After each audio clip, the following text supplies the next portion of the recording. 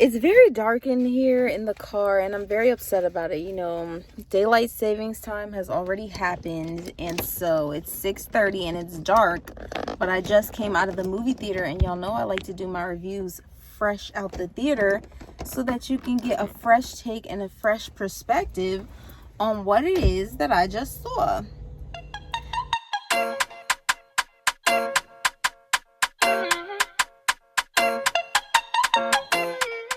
So let's talk about it. I just came from seeing the movie Heretic. Straight up, y'all, I'm gonna give this movie a 10 out of 10.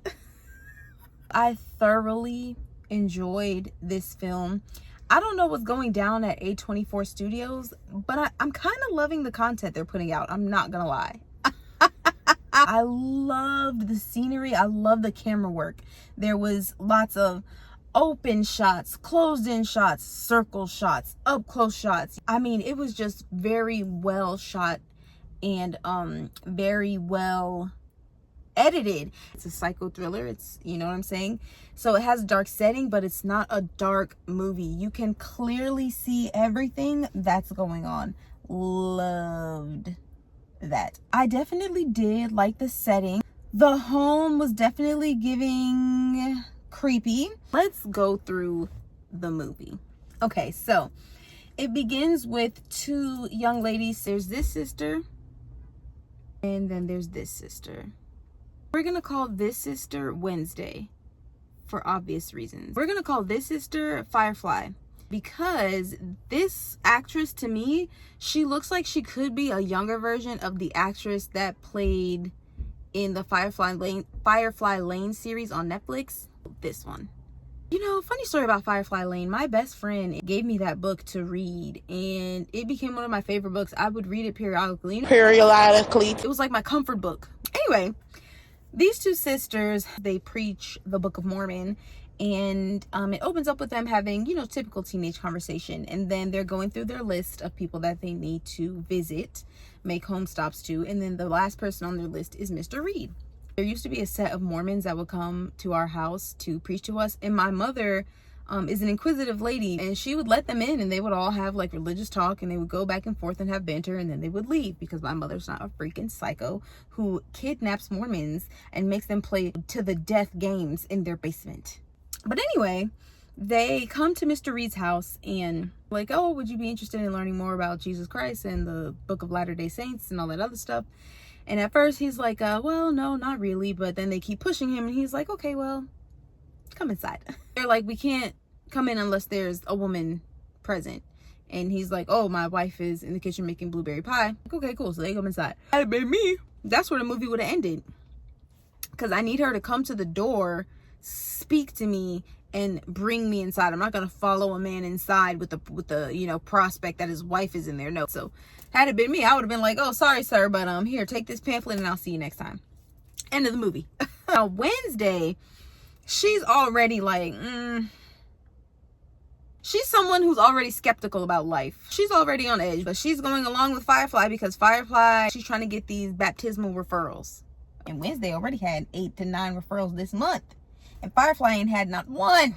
So Wednesday follows Firefly, you know, in there, and they're having conversation with this man, and he's questioning them about their religion, asking them difficult questions. What do you mean by that? He's challenging their intellect on the situation. He brings out his own Book of Mormon, and he's got notes and everything through it. And they're like, well, you read more than we do. And he's like, yeah, I've dedicated my entire life to the study of religion. Actually, you knocked on the right door today. All of a sudden, lights go out. Right before the lights go out, he blows out this candle that was burning, and he's like, oh, let me go fix the lights. He leaves them in the room. Wednesday Addams turns the candle around and realizes it's a blueberry pie aroma scented candle. So Wednesday's like, something's very wrong. And Firefly's like, you know what? Something is very wrong. We should go. So they go for the front door. It's a one-sided door. They're not leaving through the front door. No, God, please, no, no, no, no! They realize they need his help leaving. They can't leave out the front door. The only way to leave is by following this man. So they go downstairs. They get down there, and it's a study. There's no kitchen, there's no wife, there's no pie. It's a study. And in this study, there are books upon books upon books, a table with 2 candles, and that's about it. I'm not gonna lie, the rising action was an hour long. It's literally just them talking. He goes into this long spiel about the 3 major religions, how the 3 of those relate to the game of Monopoly, and just the idea of religion influences you to do things, influences your decisions based on made up iterations of the same story, which is evident across religions across the world. And they're like, okay, we don't really care about nothing that you're talking about. We trying to leave. And he's like, okay, cool. So you have to leave out the back door. And he's got 2 doors in this study. He labels 1 door belief and 1 door disbelief. And he's like, pick a door. Wednesday, she's like, no, he's trying to play me, and I don't get played easily. I failed gym. I don't like playing. And she's like, sir, you ain't bring us in here just to talk about all this stuff. If that was the case, then you would have let us out the front door. There's really no way for us to get out of here the way that we want to get out of here. So we're going to have to get out of here the way that you want to get out of here. And at the end of the day, if both of these doors have my ultimate demise at the bottom, then I'm going to go with my belief in my one true God and see what that God has planned for me at the bottom of the staircase. So they go through the belief door. Boom. And now we're in the dungeon. Inside the dungeon, there's a table and a chair. He's like, I'm about to show y'all a miracle. He's like, oh, wifey. The wife comes stumbling out the room, and she's got a pie in her hands. It's a blueberry pie. She sits down at the table. She eats the pie, and while she's eating, he's talking, and he's basically like, I've laced this pie with a whole bunch of stuff, so she's about to die. But just wait on the miracle, because she will rise again. She eats the pie. Boom, she died. While the whole pie thing is happening, the doorbell rings. Of course, it's one of the elders at the door, and the elder is looking for them. The guy's like, no, don't know where they are. Hope you find them later. Bye. While they're up there talking, Wednesday and Firefly, there's this rug that they can see, and there's a set of matches on the rug. So they pull this rug closer to them, finger by finger, and they get a couple of matches out of the rug. They go back downstairs. They're lighting the match, trying to set the jacket on fire because they feel like they could smoke the place out. That didn't work. When they come back, Firefly's like, this blueberry lady, she moved. And Wednesday's like, no, she didn't. And Firefly's like, yes, she did. So while they're lighting the jacket on fire, camera rotate, rotate, rotate, rotate, rotate. Blueberry pie lady is standing right behind Firefly.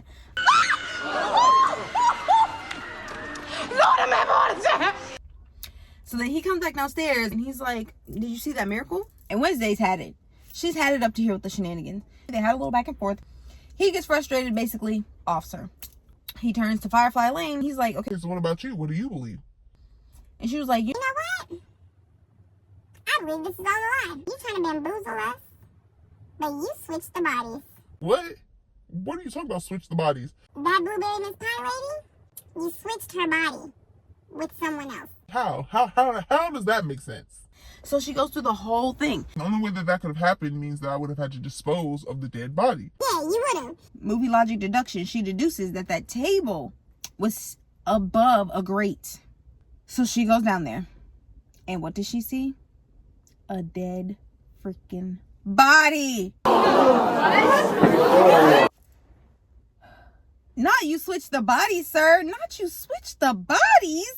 He locks her in the cell. There's doors in the cellar. Okay. It's like Dante's Inferno, like the 9 circles of hell. She opens the bike lock door, and now she's entered the 9th circle of hell, which if you've read Dante's Inferno, you know is ice. And in that ice box are like 5 or 6 different ladies just waiting to be rotated as the blueberry pie prophet. She's like, oh my God, I'm going to help you guys. I'm going to help you guys. He comes barreling down behind her, and he's like, So what have you learned here today? Today I have learned the God that you want me to believe is true is control. How do you figure that? Because all of the things that have transpired today leads me to believe the only reason I'm standing here is because you wanted me to be standing here. You thought you could control the outcome of me standing here. And in some ways you did, because I am standing here right now. Exactly. But what you didn't expect is for me to come down here strapped. shing, stab the man through his throat with a paper letter opener. She runs off, trying to find a way out through the dungeon. He comes into the dungeon. He stabs her. She falls to the ground. She starts praying. He's barreling towards her, dragging, gurgling. He done took the thing out his throat, and he's about to stick it in hers. As soon as he gets there, Bang! Wednesday comes out of nowhere and hits him with a 3-nailed plank. Mind you, her head is hanging off the side of her body. Sister Mary Firefly Lane is like, oh my God, what's going on? He dies and Wednesday dies. And now Firefly, she runs back up to the study. He has this model of his house. And you can see on the inside of it how many layers, you know, where the escapes are, blah, blah, blah. So she's going through the model, moving pieces around, trying to find out how she can get out. Of course, there's one exit off the side of the roof at the top of somewhere. And she leaves through that window. It's a snowstorm outside. She goes out with her phone and, you know, it ends. She probably gets some help or something like that. And then that's how the movie ends. Whew. That was a lot. 10 on the writing, 10 on the cinematography, 10 on the acting. I thought they all did a really great job. And the British accent just really tied the creepiness in with Mr. Hugh Grant. There were so many points though where, like, had it been me, we wouldn't have been doing all this. Like, the moment where I would have had to go down there to ask him for help to get me out the front door, I'm coming down there guns blazing. I'm coming down there guns blazing. We've all seen the movies. We know how this ends. Someone has to die. It's either going to be me or it's going to be you. So it's going to be you. You know, maybe I'll take half a point for that. Maybe I'll give it a 9.5 because nothing's perfect. It's definitely a movie mystery. It was giving murder mystery. It was giving intrigue, engage, detailed, enticing. Like, I thoroughly enjoyed this movie and I would definitely suggest that you go and see it. So yeah, if you enjoyed that review even a little bit, and I hope you did, don't forget to like, comment, share, subscribe, leave a comment about the movie so we can get some engagement going, because I do want to hear what you guys think about these things. Like, I don't want to be on here talking to myself. Talk to me. Talk to me, talk to me, talk to me, baby. But yeah, I'm gonna go to Cookout and get some cheese bites and then go home because I have work in the morning. But yeah, Heretic, 9.5 out of 10. And yeah, that's it. Okay, bye.